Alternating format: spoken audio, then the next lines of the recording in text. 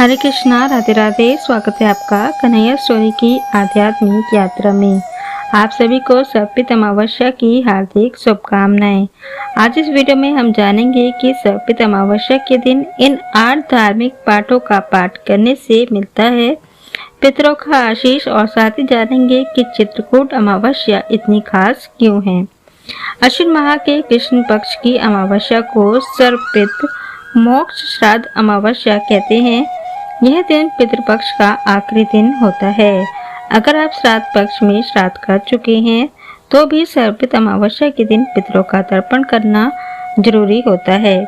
सभी जाने और अनजाने पितरों की तृप्ति हेतु इस दिन निश्चित ही श्राद्ध किया जाना चाहिए।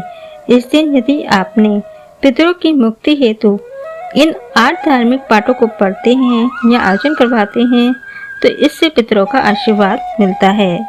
नंबर 1, गीता पाठ। आप चाहें तो संपूर्ण गीता का पाठ करें या सर्पित अमावस्या के दिन पितरों की शांति के लिए और उनका आशीर्वाद प्राप्त करने के लिए गीता के 7वें अध्याय का पाठ करने का विधान भी है। नंबर 2, पितृसूक्तम। पितृसूक्तम अत्यंत चमत्कारी मंत्र पाठ है।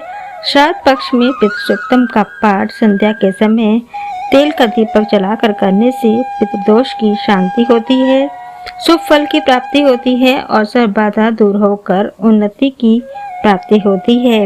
इसे ही पितृ शांति पाठ भी कहते हैं। नंबर 3, गरुड़ पुराण।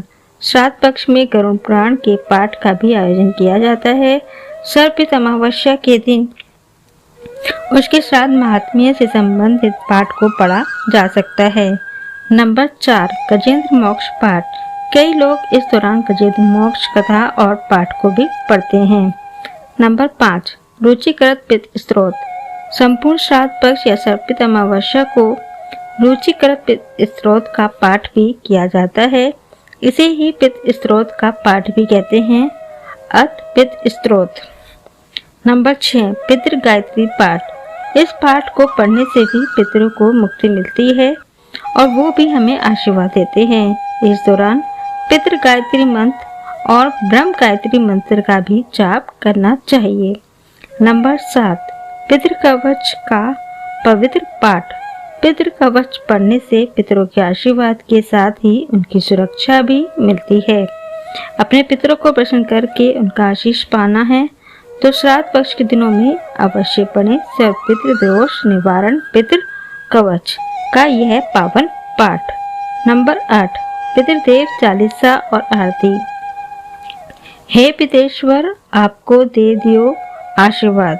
ये पितृ चालीसा पढ़ने से भी पितृ प्रसन्न होते हैं। अब आइए जानते हैं कि चित्रकूट में अमावस्या का इतना महत्व क्यों है। चित्रकूट धार्मिक स्थली होने के साथ साथ भगवान राम की तपोस्थली के रूप में भी जानी जाती है। चित्रकूट में साधु संत आज भी तपस्या में लीन हैं, इसीलिए चित्रकूट पावन धरती कहते हैं। इस चित्रकूट में जो भी सच्चे मन से अपनी मुराद लेकर आता है तो उसकी मुराद अवश्य ही पूरी होती है। उत्तर प्रदेश और मध्य प्रदेश की सीमाओं से घिरा चित्रकूट भगवान राम की साधना स्थली के रूप में विश्व विख्यात है। ऐसी मान्यता है कि अमावस्या को चित्रकूट में बहने वाली पवित्र नदी मंदाकिनी नदी में स्नान कर कामदगिरि पर्वत की परिक्रमा लगाने से सभी मनोकामनाएं पूरी होती हैं। इसी मान्यता के चलते 10 लाख की तादाद में श्रद्धालु चित्रकूट में मंदाकिनी नदी में डुबकी लगाकर कामदनाथ के दर्शन करते हैं। ऐसी मान्यता है कि आज भी श्री राम चित्रकूट में ही वास करते हैं। तो ये थी जानकारी कि सर्पित अमावस्या पर इन 8 धार्मिक पाठों का पाठ अवश्य करना चाहिए जिससे हमें पितरों का आशीष मिले, और चित्रकूट अमावस्या इतनी महत्वपूर्ण क्यों है।